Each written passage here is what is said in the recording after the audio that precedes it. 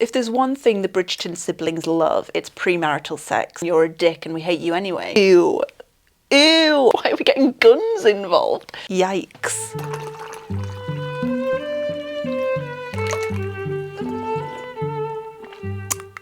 Guys, I recently went to Peru. Most incredible trip of my life. Beautiful country, absolutely would recommend going if you get the chance. But whilst I was away, I made the decision to attempt to binge read all the Bridgerton books. I got through 6 out of 8 and I had to read Hyacinth and Gregory when I got back. And I don't really know why I did this.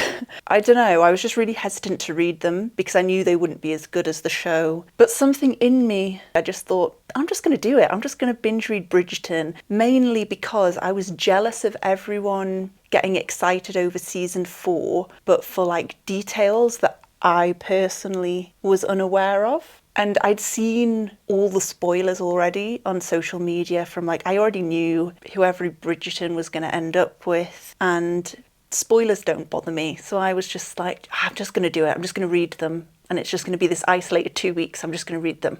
So I did. And we're going to talk about it because I'm not reading 8 Bridgerton books and not making content. Also, after reading all the books, I have just rewatched the show as well. And yeah, I'm just really, really into Bridgerton right now. So I'm going to go through the books one by one in this video. So if there are any specific Bridgerton siblings you don't want the spoilers for, then you can just skip ahead for there. I'm going to timestamp them all. But that being said, there will be full spoilers for all 8 Bridgerton books in this video, because that's kind of the point. I read them so that you don't have to read them, but you can still get all the context that will hopefully enrich the show going forward to you, because it's definitely going to enrich the show going forward for me after reading. I made tea for the aesthetic of the video, along with my hair. Do you like my Regency era hair attempt? But I'm not actually much of a tea drinker, which is maybe sacrilege to say as an English person. I'm just gonna make a little change. That's better.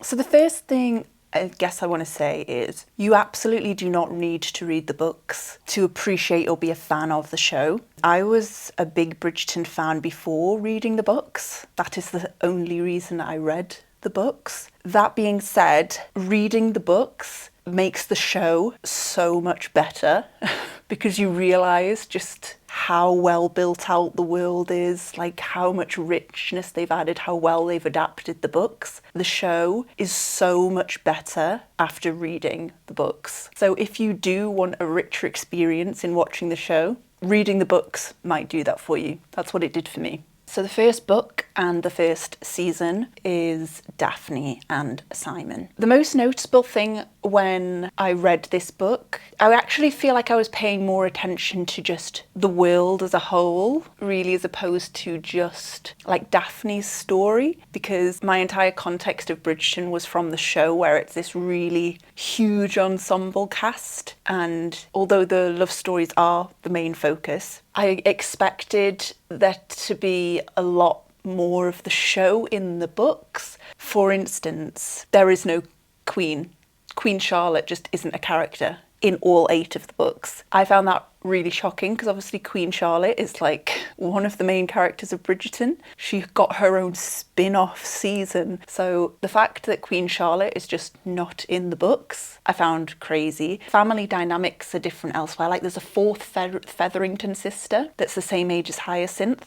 The whole storyline with the Featheringtons' dad, like spending all their money and then dying, doesn't exist. Like the Mondriches, they don't exist, which I find them to be a really interesting addition to the show. I don't know why they are additions when they don't really exist at all. And as well as that, all the siblings are mentioned throughout the whole book series. And there are a couple of siblings that show up a lot in the books. Hyacinth is in the books a lot. Colin is probably one of the most prevalent. He's just there all the time. He's like in everyone's story. He's sort of like everyone's favourite sibling, Colin, in the books. And Anthony and Kate are in the books a lot because they are the Lord and Lady Bridgerton. But like you don't really, like you never see Eloise after her book Francesca you pretty much only see in her book. Gregory is off at Eton at school most of the series, so you don't really see much of Gregory until sort of Hyacinth and his book. Benedict is mentioned in passing, but after his book, which is the third book, you don't really see much of Benedict or Sophie. So I found that really interesting. I think that's why the show is better. All the siblings get more of a backstory. They're so much more developed. Like 3 seasons in, with the exception of maybe Hyacinth and Gregory, I feel like you really intimately know all the characters. Like going into Benedict's season, we know Benedict on screen really, really well. Whereas when you got to Benedict's book, you knew like nothing about Benedict. All of that to say, we're going to talk about the books versus the show throughout. But the show is just so good. Like, Shonda Rhimes, babe, cheers. It must take such a brain to read the Bridgerton books and then see the vision for the adaptation. Right, so book 1, Daphne. Daphers. Season 1 of Bridgerton is my least favourite season. Season 2 of Bridgerton is when I was really like, oh, I'm into this because of Kate and Anthony. This first season, like, I really enjoyed it because I love like Regency era shit.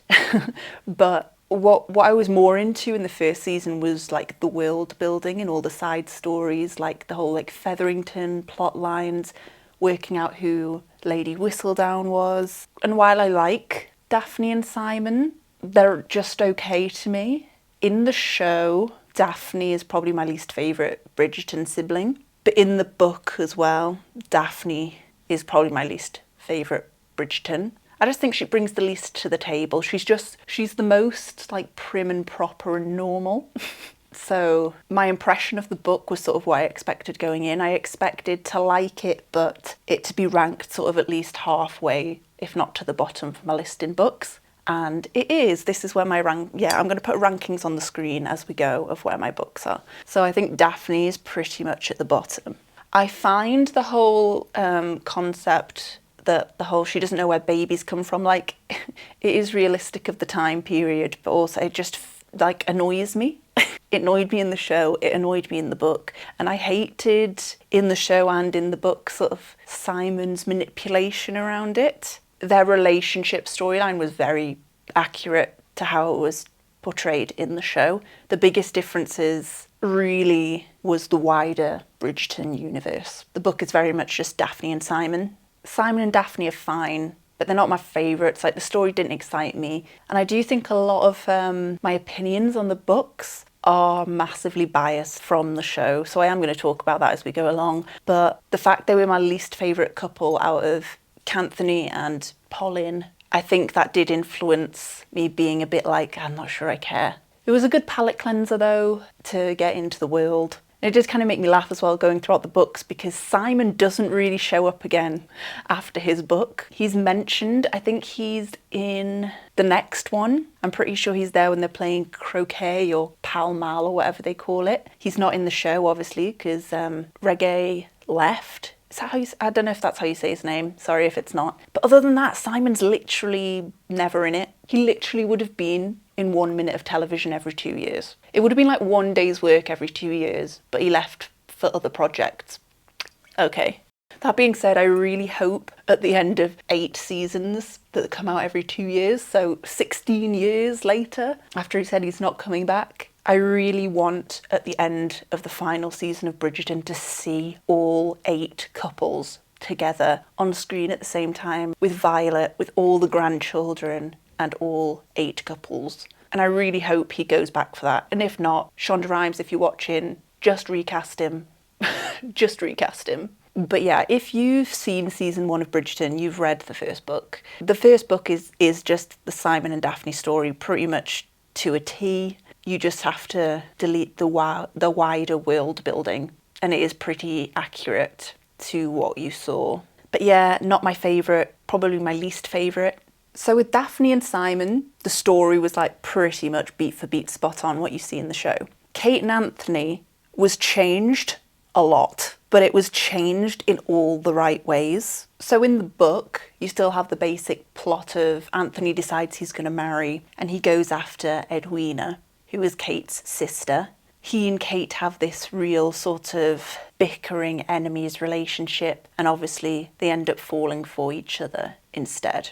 However, in the books, Edwina doesn't really care when she finds out, like, Anthony's going to marry her sister and is in love with Kate. Like, she doesn't give a shit. She just goes off and, like, looks elsewhere, and she's really supportive of it. Also, in the books, like, Edwina and Anthony do not get to any form of, like, engagement. There's no wedding that she runs out of. That's all added for the show. And in the book, it's like a forced arranged marriage, a bit like Daphne and Simon. Daphne and Simon have to get married because Anthony catches them kissing.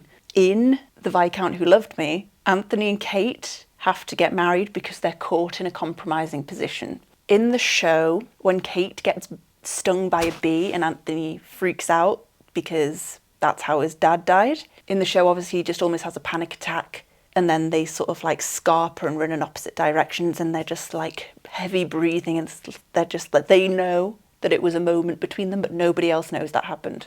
In the book, when Kate gets stung by a bee, Anthony freaks out that she's going to die, and he's like, we need to suck the venom out. Is it venom? Do you get venom from a bee? She gets stung on her boob, and he sucks on her tit, basically, to try and get this bee sting out. And then they're caught by 3 people. They're caught by Violet, Portia Featherington, and probably Lady Danbury. I can't remember right now. Those 3 women catch them in that position, and obviously they then have to marry. But they like marry under the sort of impression that they hate each other.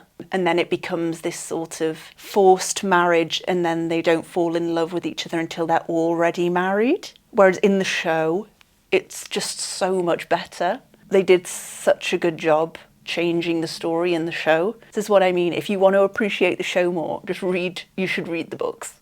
Because the show is so much better than the books that it will make you just obsessed with the show. The chemistry in the book between Anthony and Kate is good. I really liked it. It is that sort of bickering enemies to lovers vibe. But in the show, it's so much better. Jonathan Bailey and Simone Ashley are just so good. I don't know if any season of Bridgerton is going to top them. I think story-wise they could, but just their season of TV was just so good. Insane. It's definitely the best season of Bridgerton out of the 3 so far. And I think it's going to stay. I think even when we get to the end of 8 seasons, I think we're always going to think that season 2 was one of the best seasons. I've ranked it at number 3 on my list. I'd say that's accurate, yeah. Stunning. Benedict and Sophie. I'm so excited for their season. Yeah, the 29th of January, we're getting the first half of their season. I think there's a really good possibility it might be better than Kate and Anthony's season. I'm putting it out there. And I loved An Offer from a Gentleman, the book, but I read it with quite a biased lens because when I read all of these books, I was very much picturing the actors and what we know of their personalities in the show. So obviously we know a lot about Benedict. We know that he's fruity. We know that he's this artist. We know that he's really silly and goofy, and he's not portrayed like that at all in the book. But whenever the book sort of said something where I was like, that's not Benedict's personality, I just kind of ignored it. For the siblings that I knew really well, like especially Eloise and Benedict specifically, if they did something where I was like, that doesn't match their character in the show, I did just ignore it. And I did that heavily in An Offer from a Gentleman, because I do think book Benedict and show Benedict are 2 wildly different people. Book Benedict is just much quieter and much more like serious than show Benedict is. So I loved the story in the book. So the book is effectively Cinderella, but I already know it's going to be so good on TV.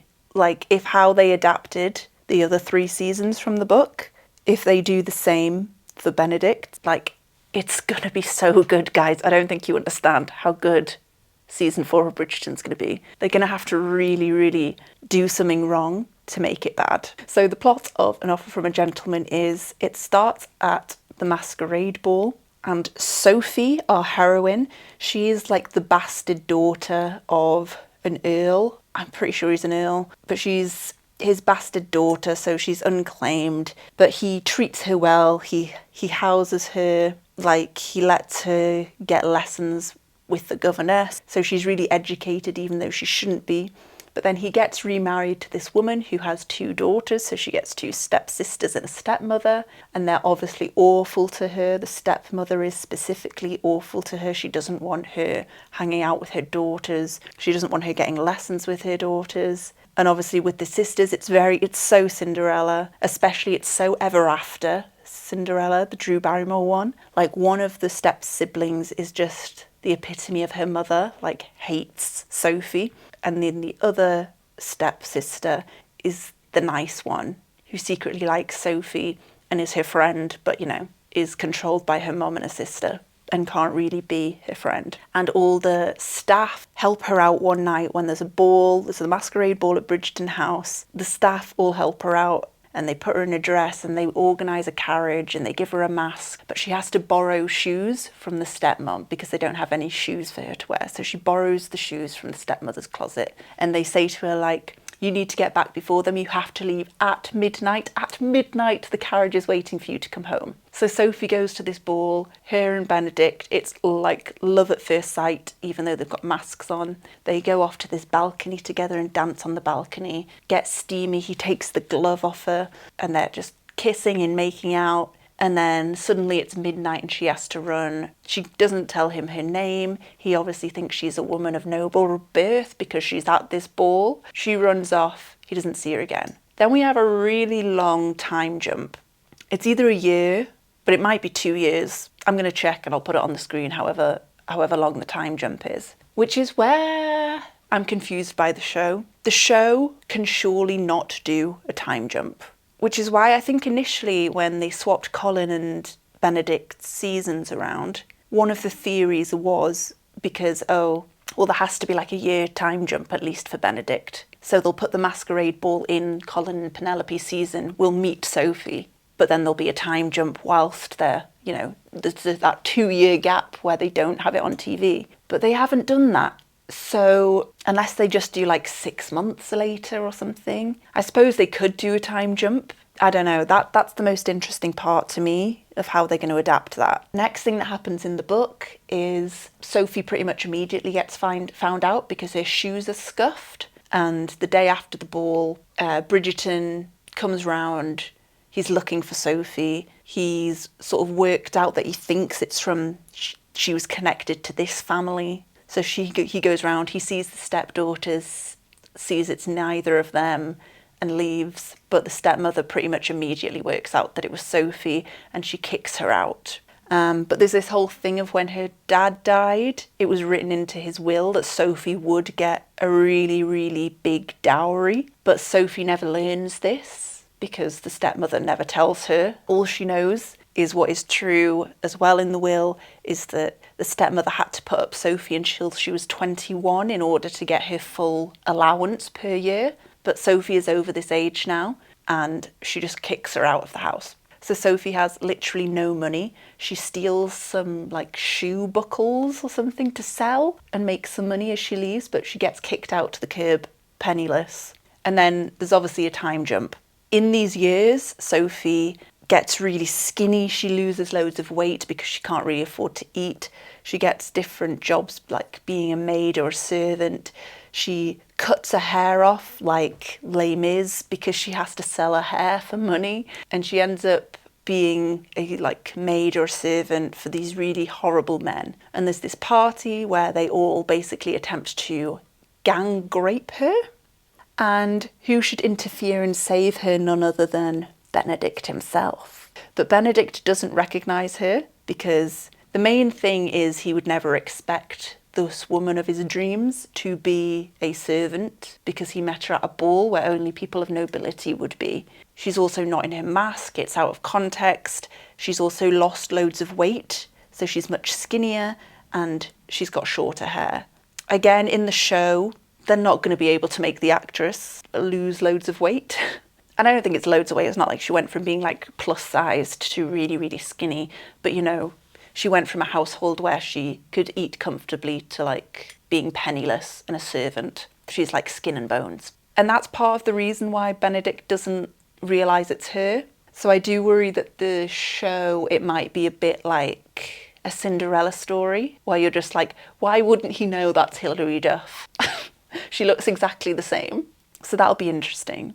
After he saves her from these horrible grapers, he takes her to his cottage. He's like, I'm going to take you to London. My mum will give you a position in her household as a maid. But he gets really sick. They get caught out in the rain. They go to his cottage. The other staff isn't there, so it's just them two alone. She has to nurse him back to health, and it's proper like they're just alone in this cabin in a rainstorm when he's sick, and she takes care of him, and they're reunited. Eventually they go back to London. She gets a job in Violet's household, but she wants to leave London because she doesn't want her stepmother to find out that she's there, because she knows that she'll like report it to the police for stealing the buckles and she'll go to jail. There's all these maid wars going on, which is mentioned in season 3 in sort of passing in Lady Whistledown.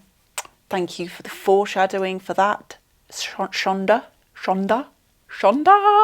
So this is a sort of tension building between Sophie and Benedict. They sort of do get together, but Benedict still doesn't realise who she is. Eventually he works it out. Sophie tries to run away. She gets caught by the stepmother out in the streets of London. She gets thrown in jail just like she thought she would. But then Violet and Benedict run in and they save her.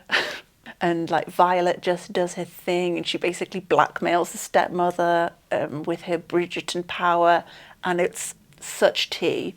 It's such red wine. Like, it's going to be so good on TV. It's a really dramatic ending. I cannot wait to see it. For that reason, I have put An Offer from a Gentleman at the top of my list. I'm really torn between first and second place about which way round they should go. And the reason I put Benedict at the top is because I think it'll make for better TV. I just can't wait. I'm so excited for it. And I wouldn't be this excited if I hadn't read it. So now you know the story, you should get excited because I promise you it's going to be so good. It's going to be so good. It's just going to be so good. So the 4th book is Colin's. I'm still not sure why they swapped the seasons around. So for a bit of context, in the books, there's a lot of time gaps between the different siblings. Like Daphne is first, and I think Anthony is the following year, or maybe a couple of years later. And then Benedict is a few years later. But then there is a really quite big time gap between Benedict and Colin. Like Benedict gets married way before Colin. So I find it really interesting that they swapped the timelines. I don't think it's going to massively affect the story. But in the books, Colin, Eloise, and Francesca's stories happen basically simultaneously. So I don't know why they swapped them. I don't know why they made Benedict 4 and Colin 3 on the show. But that being said, I don't think it will massively affect the dynamics, the story as a whole. I just don't really understand what their logic was. And like I say, it would make sense if the logic was that they had to put the masquerade ball in so they could do the time skip for Benedict, but they didn't do that. So Colin and Penelope. I think people didn't really like season 3 that much. I remember, I don't know what people's opinions of it are now, but I remember when it was coming out, people were really disappointed with it. I wasn't. I liked it. So the thing about the books is, it kind of makes sense of the, set in the early 1800s. And the characters really reflect views and characteristics of that time, in the sense that basically all the men are really misogynistic and quite problematic. But in the books, I think Colin is like the least problematic Bridgerton man and the least problematic male hero. What I do think they've transferred well into the show that's like a running theme throughout the books is every Bridgerton sibling sort of has their connector. Colin doesn't necessarily have a best friend sibling, but he is sort of everyone's best friend sibling. Like Colin is quite prevalent in every book. And he's really the only sibling, I think, that is in every book. He's sort of mutually everyone's favourite sibling, but no one's best friend sibling, if that makes sense. So Penelope is in the first 3 books mentioned, specifically in, I think, in Anthony's book, because there is a scene with her and Kate and her being like dunked on by Cressida Cowper. By the way, that's another character that I adore what they did with in the show. Like in the books, Cressida, she's very much the same character. She still has that whole thing of she tries to blackmail Penelope because of the whole Lady Whistledown thing. She pretends to be Lady Whistledown. But in the show, like, she's just a straight up bitch. Like, she's just a villain. I love it when shows and movies do this in general, when they like humanize the villain. It's not like a kid's fairy tale. Like, if someone is sort of a villain, there is usually a reason for why they behave the way they do. And I love how they explored that in season 3 of the show and gave Cressida this backstory of like how she's going to be forced to marry this old man, how she's been raised. Just, again, Shonda! But I went off on a tangent with that.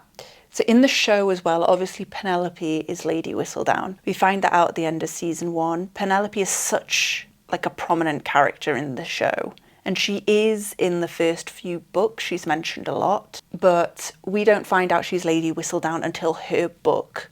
And quite far into her book. I mean, it's obvious. It's especially obvious when you already know from watching the show. But I mean, it's not exactly subtle in the book that she is Lady Whistledown. But you don't find out until like at least halfway through Colin and Penelope's book that she is Lady Whistledown. Also in the show, at the end of their season, everyone finds out that she's Lady Whistledown. But she's going to continue to write. They're not removing Lady Whistledown from the show. It's just that everyone's going to know it's Penelope. In the book, she quits being Lady Whistledown. So in the first 3 books, all the Lady Whistledown gossip is part of the story. Like at the beginning of every chapter, there's an excerpt from the Lady Whistledown issue. People are talking about like, oh, this is going to be in Lady Whistledown.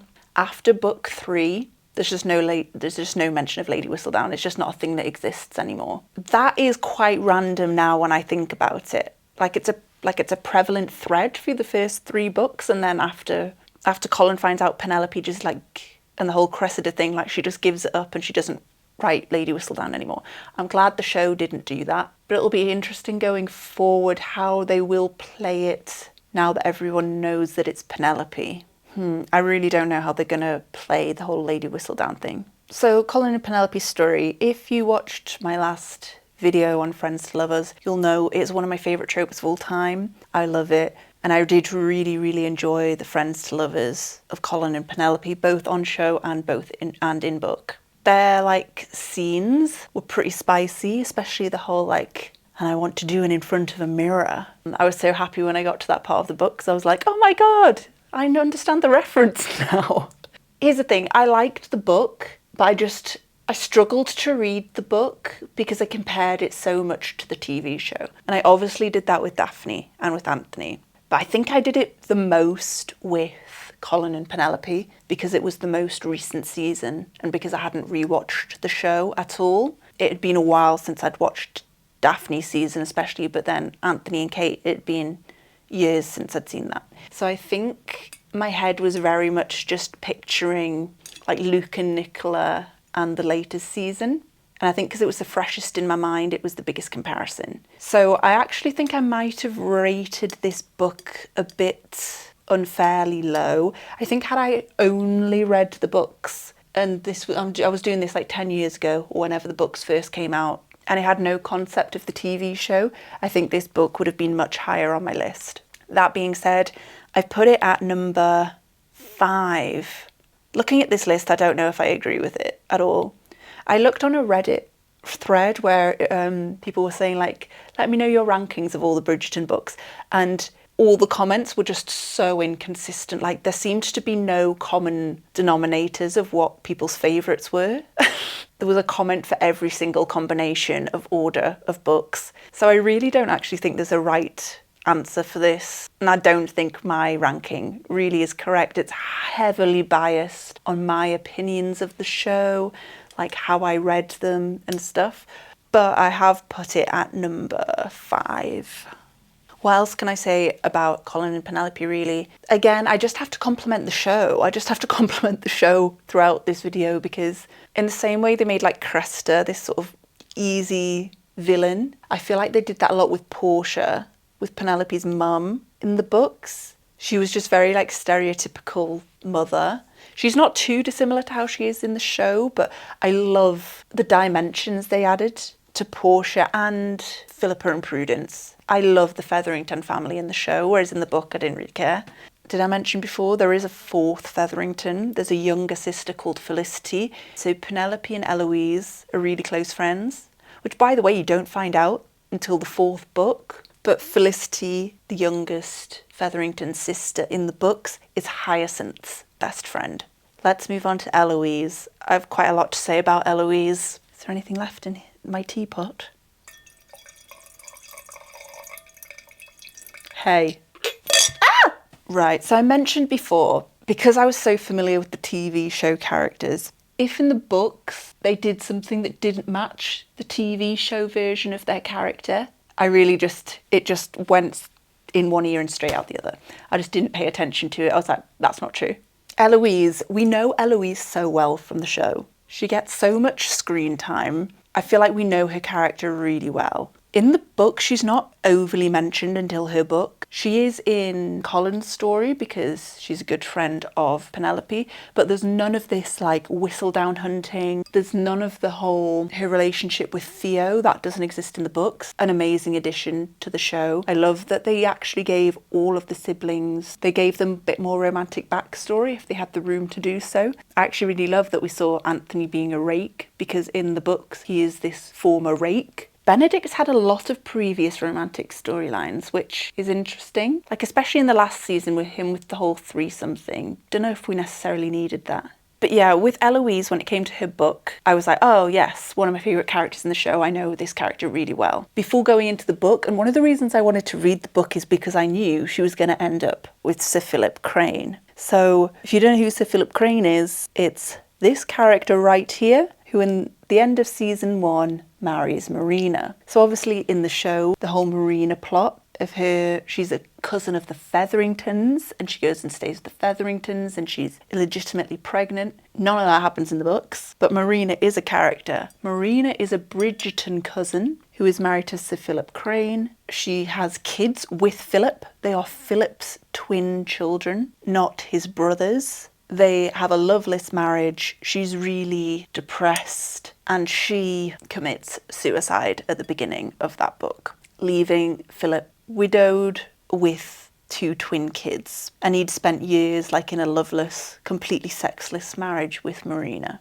And what happens is Eloise, she just loves to write letters and she writes a lot of correspondence to people. And when Marina dies, she writes to Sir Philip Crane, just basically saying, I'm really sorry to hear about the loss of my cousin Marina. I don't remember much about her. We only met a few times as kids, but I'm sorry for your loss and for the children's loss. And he replies to her letter saying thank you. And they just accidentally keep sending letters back and forth and asking each other questions and getting to know each other, writing letters for a long period of time.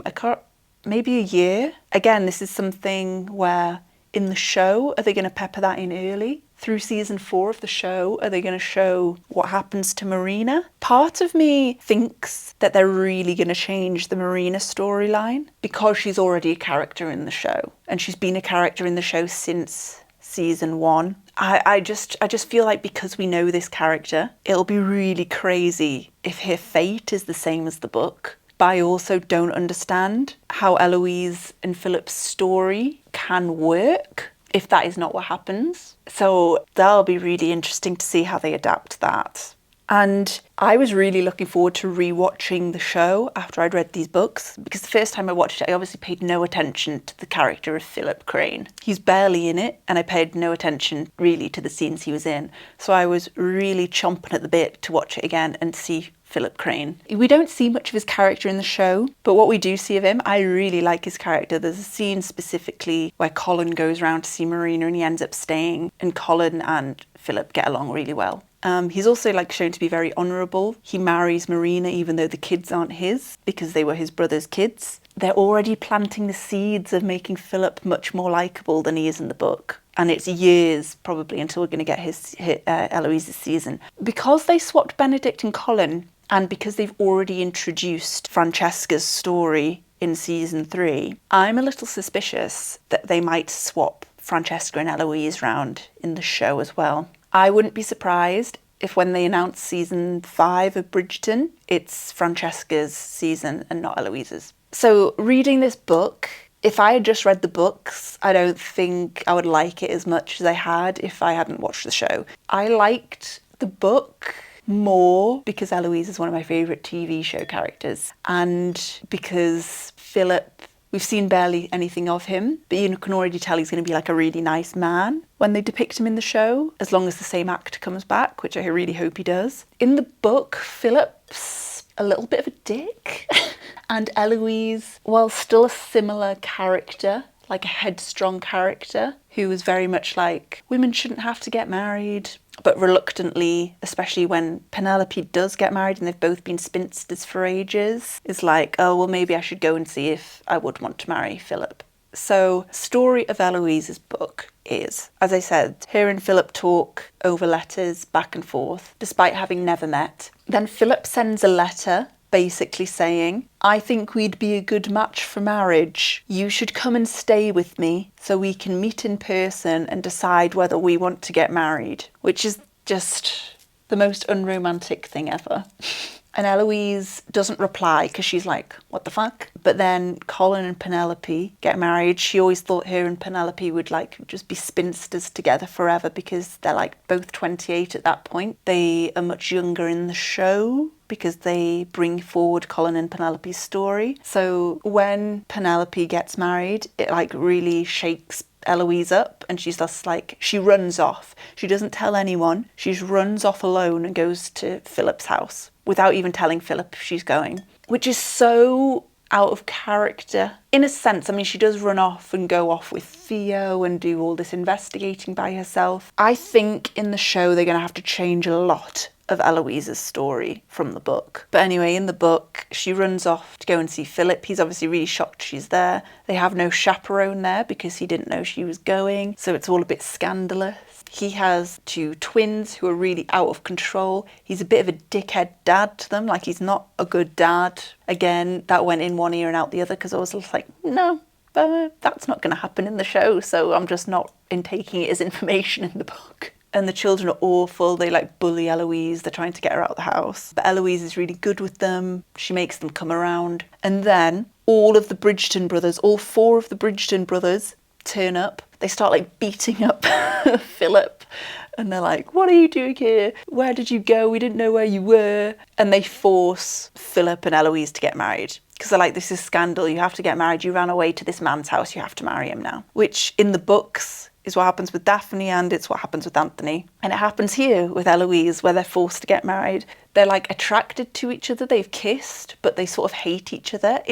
I think Julia Quinn was trying to recreate Kate and Anthony's vibe with Eloise and Philip, but it didn't really hit as hard because I don't think they made Philip as likeable. And then when they get married, they obviously then fall in love. Eloise becomes stepmom to Amanda and Oliver, and they have their own kid. So I've really biasedly rated this book. Really, this book should be one of the lower ones, but because I see it being adapted really well into the show, I think they're going to change a lot of it. I think they're going to have to really pull like a Kate and Anthony switch up from the story, but I have so much trust that they're going to do that, and it's going to be really, really good. Shonda Rhimes, if you're watching, babe, know you are, please go and watch Sanditon season 2 and just knock off Sanditon season 2 for Eloise's season. If you guys watching have never watched Sanditon, you should watch Sanditon.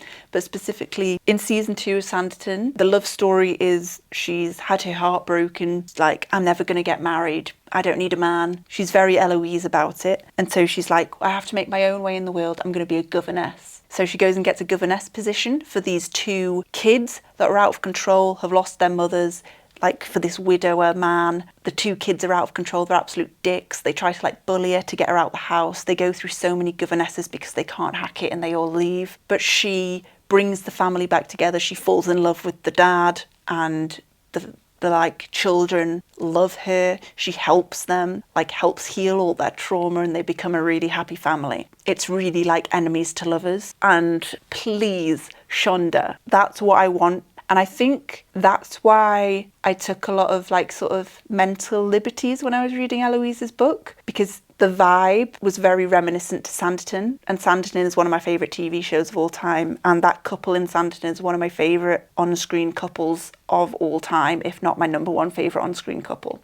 Oh, I ranked it number 6. I thought I'd put it higher than that. No, 6 is fair, 6 is fair. So I've put To Sir Philip with Love at number 6, but if they just knock off Sanditon, I think it could be one of the best seasons of Bridgerton. So that's my tea. That's my red wine on Eloise's story. Okay, who's next? A, B, C, D, E, F. So I mentioned before I'd read the books, I almost felt like I didn't need to because I'd already seen all the spoilers and I knew who all the Bridgerton were going to end up with. And especially after that season 3, we see Francesca get married to John, and then at the end we met Michaela. And it was very obvious that that was going to turn into like a love triangle situation. And I remember when that came out, I obviously didn't know what was coming because I hadn't read the books. But at the time I was like, why are we marrying Francesca off now? That's weird. Now I obviously know why, and I'm glad that they did that. I'm glad they set the stage in advance for someone. They should have done it already, I think, for Benedict in the Masquerade. And I hope they do it in advance for Eloise and her letters. But at least they did it for Francesca. And when that happened, I remember seeing everyone kicking off online because they'd clearly recast Michael and turned him into Michaela. And at the time, when everyone was really angry about it, I was thinking to myself, I was just like, it's giving homophobic.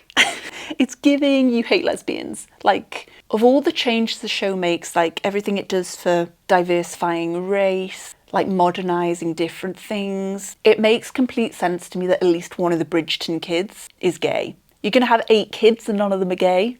Get over yourself. Like, statistically, that's not going to happen, right? Obviously, Benedict, we're saying Benedict's bi. I mean, Francesca, I guess, is bi too because she did marry a man and fall in love with a man as well. Point being, I was always like, it kind of makes sense to gender swap at least one of the Bridgerton stories. And I was like, so it had to be someone, why not Francesca? And then I read the book and I was like, oh no, I'm fuming that they gender swapped Michael. Michael is the best male hero in all of the books. I was going to say not including the Bridgertons themselves, like out of the 4 sisters romantic heroes. He's definitely the best out of the 4 sisters romantic heroes. He's better than Simon, Philip and Gareth. I think he's better than Book Benedict. He's probably better than Book Anthony. I think When He Was Wicked is the best book.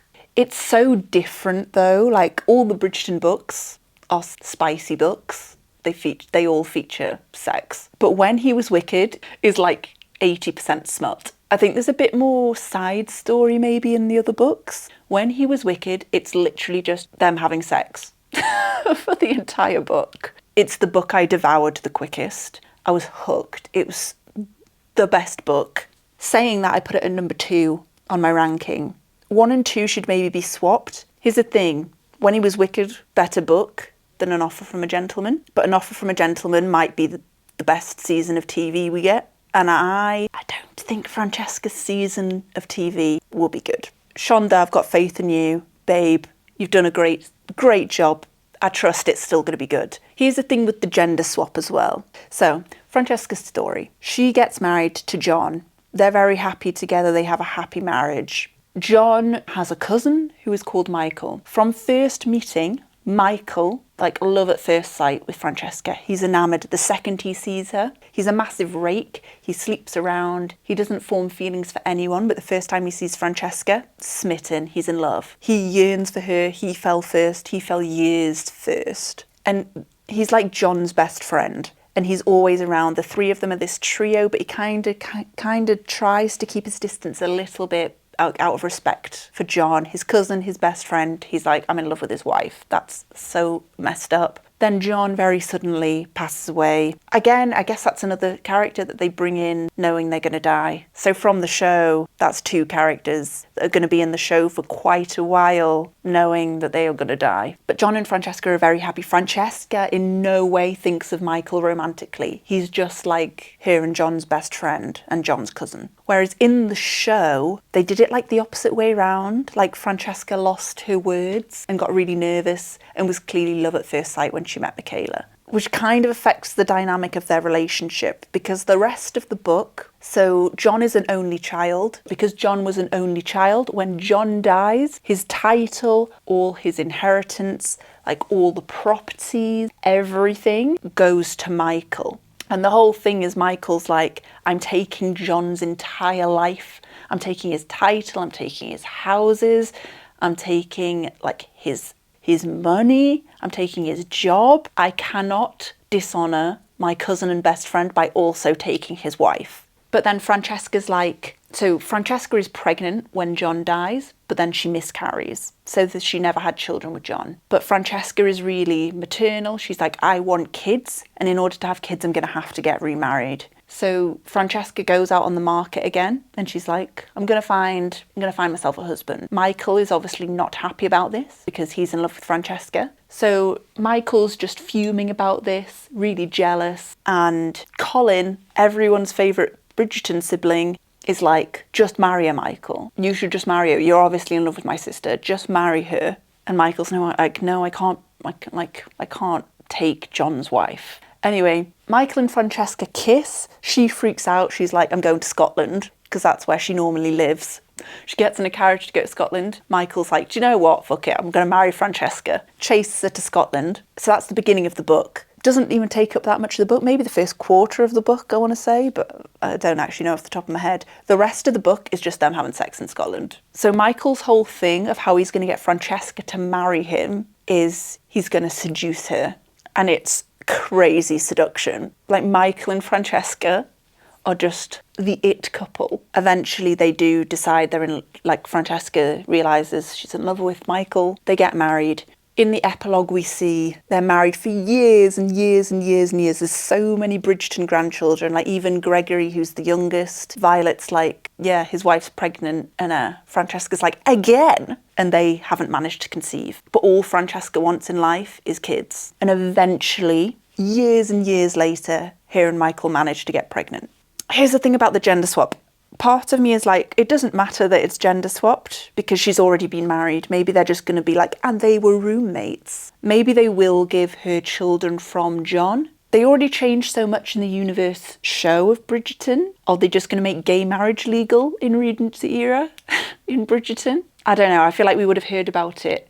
Also in Benedict's stories in the show, he used to go to those parties, didn't he, when he was banging the seamstress. He made friends with that guy who was having an affair with that other man. And that was very taboo. It was hidden. It was like Benedict was shocked to learn that men did that. Obviously, Benedict then goes on to be in that weird, like, threesome couple. It has been shown on the show that, like, being gay is still very much, like, era-accurate taboo. So I think it's pretty obvious that in the show, Michaela and Francesca are not going to be able to get married. And it will be a taboo relationship, which is why I said they're going to just be roommates in Scotland, which they absolutely could be.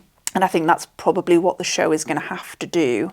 I don't know where the show's going to go, because the thing about Francesca and Michael's story is there's not a lot of plot, and it's really, really juicy and raunchy to read. But on screen, I think they're going to have to add a lot of context to the story, because otherwise it's just them banging. It's just them having sex the entire time. It's sort of the opposite to Eloise that we were just talking about. Like, the book wasn't that great, but I think they'll be able to make it a really interesting plot on TV. Whereas with Francesca, the book was really good, but I don't know how interesting it'll be on TV, because it's definitely the Bridgerton book that has the least plot. So I'm scared for Francesca's season. I hold my breath in bated anticipation for Francesca. Book 7, we get to Hyacinth. And here's the thing, 7 and 8, Hyacinth and Gregory, I feel like I read them and took their stories very differently to the previous 6. For a couple of reasons. I think mainly the first 6, they're much more like prevalent characters than the TV show. Hyacinth and Gregory are obviously in it a lot, but they're very much like background character children. It's going to take us a long time to get to their seasons on TV, especially if it's every 2 years. I will say for Hyacinth and Gregory, I think there's a lot of speculation about whether when we get to their seasons on TV, it'll be the same actors. I really hope it is. If they do a season every 2 years, like they have been doing, then the actors will absolutely be old enough by the time we get to their seasons. Like, What are we in now? So we're going to get 4 in 26. We'll get 5 in 28. 6 in 2030. Guys. So Hyacinths we're talking 2032. And then Gregory we're talking... Ew. Ew. Oh my God, I'm going to be so old. I'm going to be so old when we get around to Gregory's season. Those two actors, though, right now, I think they're like 18 or 19. I think they're going to be like... They're going to be in their early 20s, but they will be old enough. But then there is that whole debate of like, Bridgerton's a spicy show and they'll have to film sex scenes. And they've been on the show since kids. So is it almost as if they're being groomed into these sex scenes? And will it be weird to watch them in those scenes if we've watched them literally grow up? Like in Game of Thrones, everyone thought it was really weird when they saw Maisie Williams. I was more like, yes, get it, girl, we're fully grown. There is sort of like a really delicate debate, I think, between keeping the actors. But I really hope we do. I absolutely love Francesca's recasting. I think she's an amazing Francesca. I think she looks facially very similar to Ruby, who she replaced. But I also feel really bad for the original actress that she missed out on getting her own season. And I hope that the Hyacinth and Gregory's actors don't put in years in this show to just before their season get replaced because they want the actors to be older. That's how I feel about that. But anyway, let's get into Hyacinth's story. So Hyacinth's story in like concept, I love. I think Hyacinth's story will translate really, really well into TV. I actually think I really shot myself in the foot with Hyacinth's book because when I got back, I was really busy. I felt like I didn't have time to read. I read, I think, the first 4 chapters, but it took me ages to get through them. Like I was reading just like a little bit at night time, but then falling straight to sleep. So I wasn't really getting through much of Hyacinth's book. And then one day when I was like running errands and cleaning, I was like, do you know what I'm going to do? Because I want to get through Hyacinth's book. I'm going to listen to the audiobook. Put the audiobook on. I was like, this is unlistenable. It's horrible. I'm so sorry to the narrator, but I really, really despise your voice. And it's the narrator for all of the Bridgerton books, by the way. Same narrator for everyone. Horrible. Horrible. So I started listening to it. I was like, I physically cannot listen to this. It's making me gag. Like another week went by and I'd barely had time to read any of the story. And then I was driving, I had a bit of a long drive. And I was like, do you know what? Let's just try this audiobook again. And once I'd been listening for a while, like I just got used to the narration and I listened to the whole thing with the narrator. But the narration is horrible. And I think I would have loved Hyacinth's book if I'd just read it. Like I read the other 7 and I listened to Hyacinth's. I think if I hadn't listened to Hyacinth's, this book would be higher in my ranking, because this is where I put Hyacinth's book in my ranking. Yikes. I'm going to play some of the audiobook for you because it's absolutely gross. He never visited her rooms. We'll go up the main stairs, Gareth said quietly. We'll be less likely to be heard. I hate it. Maybe other people don't mind that. Oh God, it's so southern, it's so posh. The way she does voices, all the men's voices, it's like, oh yes, and then all the girls' voices like, oh my gosh, oh my gilly, oh my goody gosh. I didn't really enjoy Hyacinth's book, but I do think it is massively because I hated the audiobook narrator. I also didn't really like Gareth, who is Hyacinth's love interest. Gareth is Lady Danbury's grandson. And Hyacinth is very close to Lady Danbury. She goes and reads to her every week. I'm looking forward in coming seasons to maybe sort of them foreshadowing how close Hyacinth and Lady Danbury are going to be. And hopefully they introduce Gareth before Hyacinth's season, because in the books we don't meet Gareth until book 7, but they don't meet in book 7. They do already know who each other are. And like, there's nothing wrong with Gareth. Like Philip is probably a worse character in the books than Gareth, but I don't know, I just found Gareth really bland. Gareth I find really similar to Simon. Simon and Gareth felt like really, really similar characters. Like They both hate their dads and are really estranged from their dads. Their dads are like villains. And they both kind of use seduction as a weapon, but not in the sexy way Michael does. So didn't love Gareth, but Hyacinth is one of my favourite Bridgertons. I love Hyacinth. I love her in the show. This is why I hope they don't change the actress. She's so like free-spirited. She's so like youngest kid.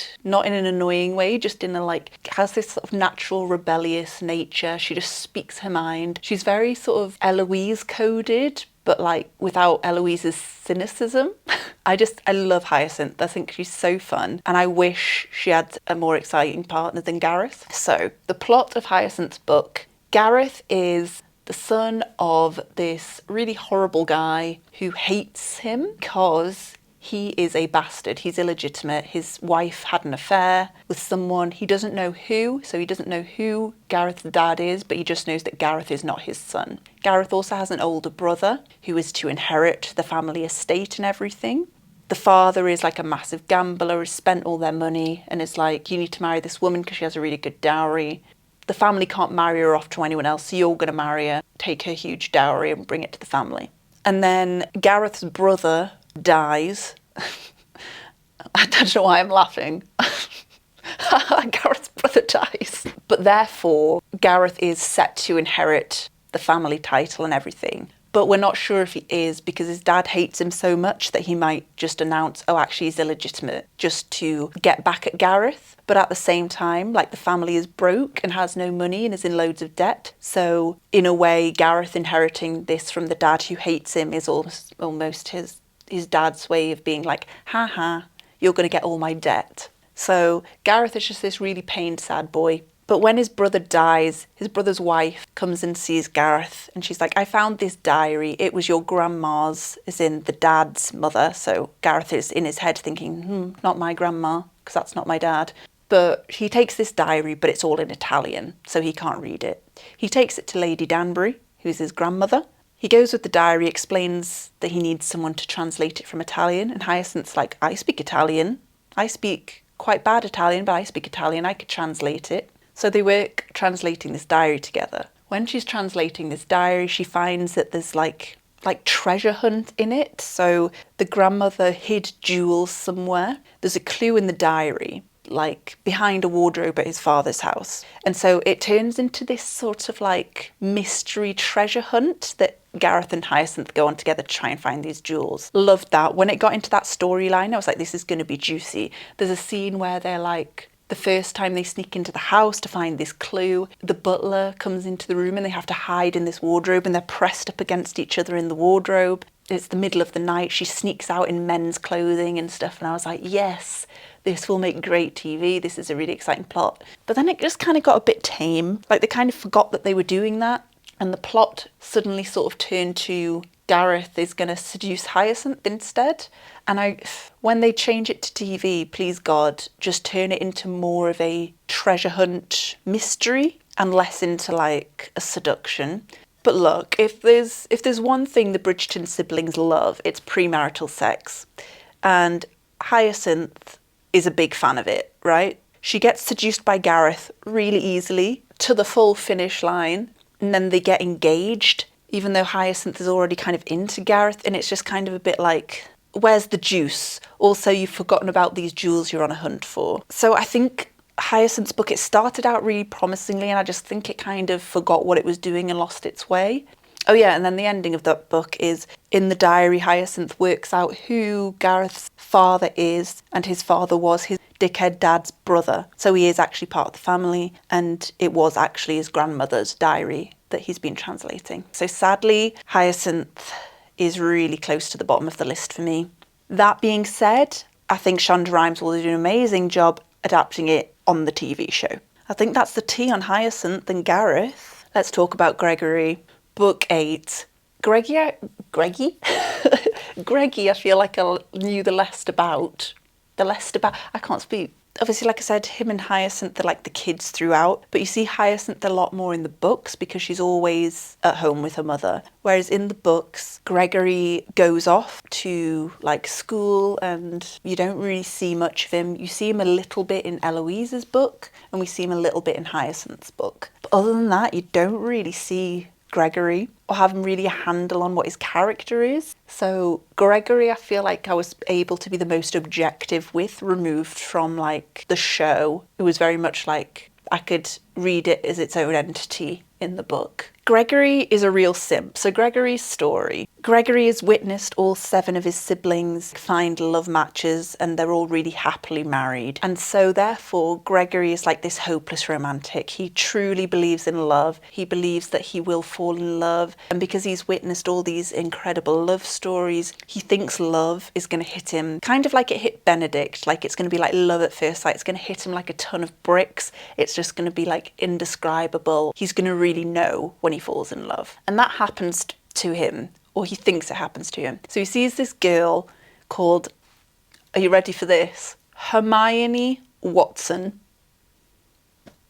What in the Harry Potter alt universe? Hermione's a unique enough name as it is, but then to give her the surname Watson is crazy. He sees the back of Hermione's neck. He's like, oh my God, it's love at first sight. Basically just really, really, like she's described as like the most beautiful woman ever. She's almost like Helen of Troy. Like he basically is just like infatuated with her on first sight. And he like chases her, he's trying to pursue her. And Hermione has a best friend called Lucy. Hermione is sort of in love with this guy called Edmund, I think, but Lucy doesn't approve. Like it would be her marrying down. She thinks that Hermione can do better than this Edmund guy. And so when Gregory Bridgerton shows his interest in Hermione, it's kind of like a bit of a Cyrano situation. She goes to Gregory, she's like, I'm going to help you win Hermione because you're a better choice for her. So like Lucy tries to help Gregory win Hermione, but Lucy kind of starts to fall for Gregory. And then there's a masquerade ball that Anthony and Kate host. Kate's really prevalent in Gregory's book. Kate is like so close to Gregory, which I love. Kate throws this masquerade ball and they all go. Lucy's brother turns up because he's like, Lucy, you have to come home because you have to marry this man that you've been betrothed to for ages. And Lucy's always been fine with that because he's like an earl, it's a good match. But at this point she's like, oh no, well I'm in love with Gregory, but that doesn't matter because he's in love with my best friend Hermione. Gregory meets Lucy's brother and immediately is like, your brother is in love with Hermione, your brother loves Hermione. Your brother wants to marry Hermione. And she's just like, no, he doesn't. What are you talking about?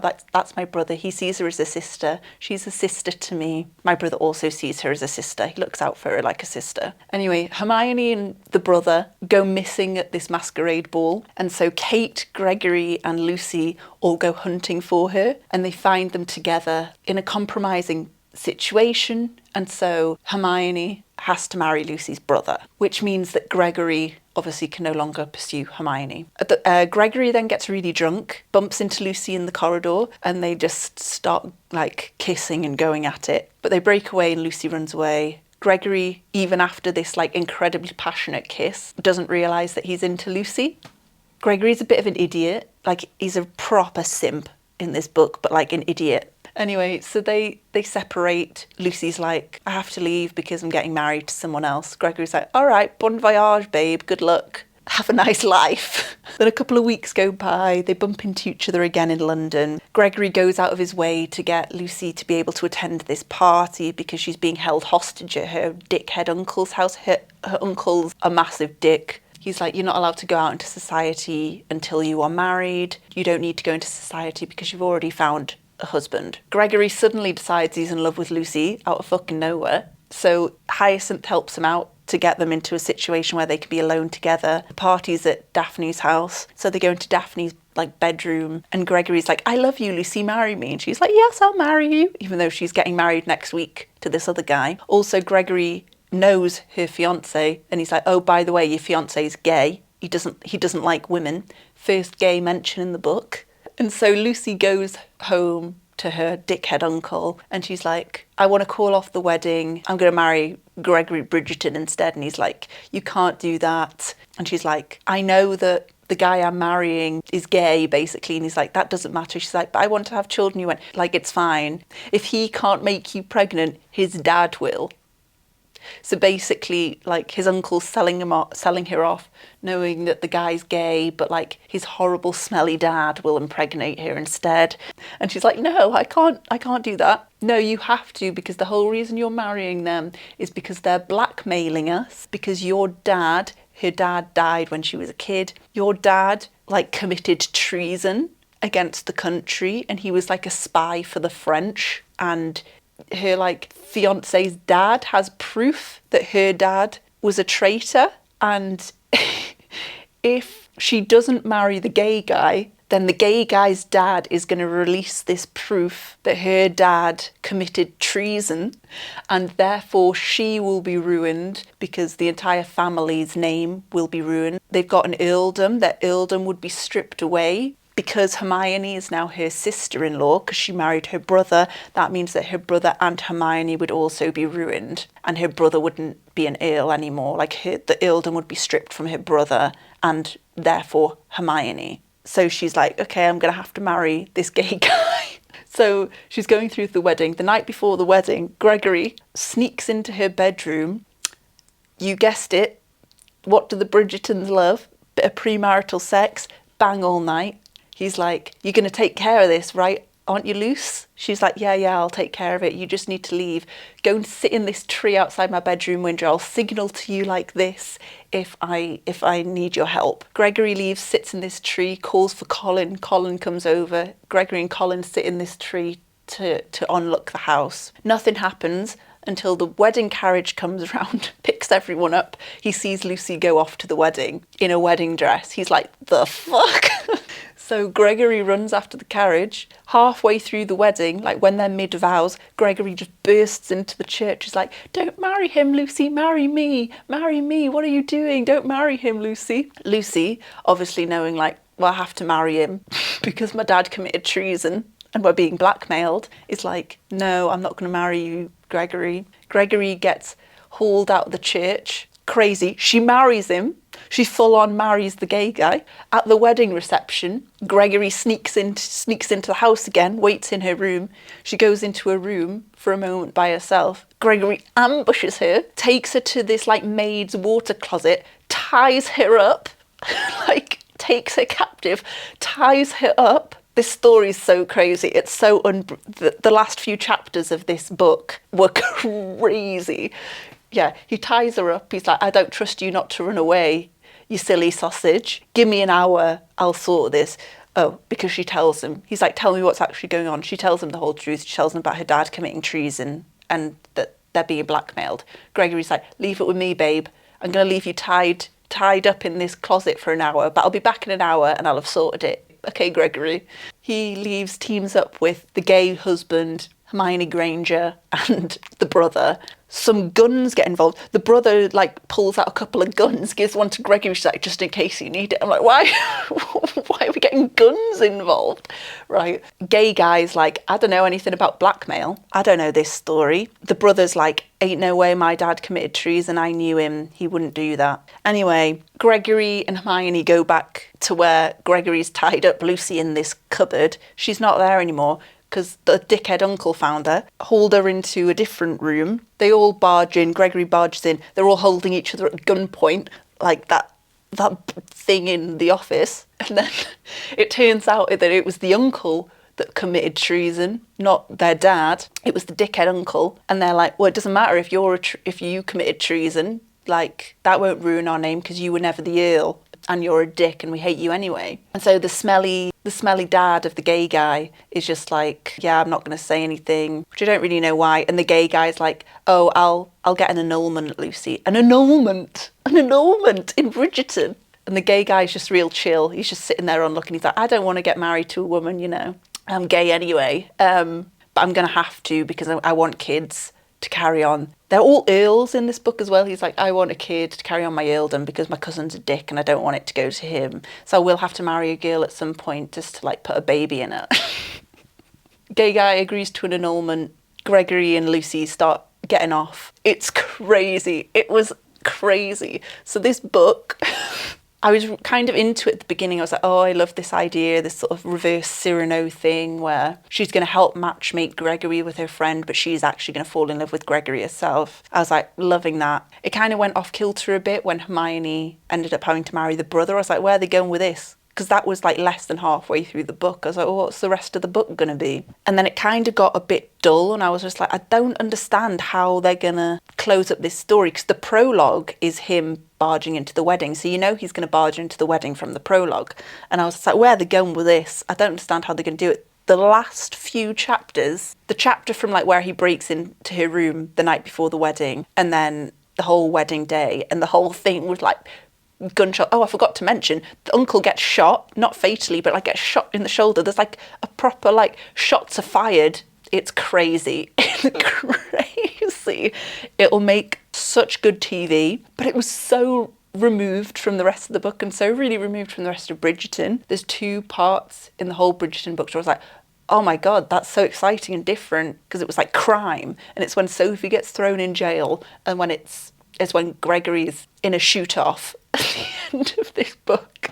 I loved Lucy and Gregory. Gregory was a bit of a simp, but I think it makes sense, like youngest of 8. By the way, in the epilogue, they have 9 kids, which ruined it. I'm going to pretend that didn't happen. This book was crazy. It was really different to the rest of them, but I actually loved it. I was on the edge of my seat. I devoured the end of that book, because I was like, what is happening? And so for that reason, Gregory I put 4th. That might have been a bit high. I'm really excited to see that on TV. And if they keep that ending, and that's the ending of Bridgerton, it's going to be such a dramatic, crazy ending to Bridgerton. And I kind of love that. I kind of love that for the show. The show is so like, there's a lot of drama and angst, but like if we just go through the whole show and it carries on like the other seasons we've seen so far do, and we get to season 8, 16 years of the show, and it just ends with that drama, like people getting kidnapped, treason, guns being fired, annulments. It's going to be wild. So I actually really liked Gregory's book.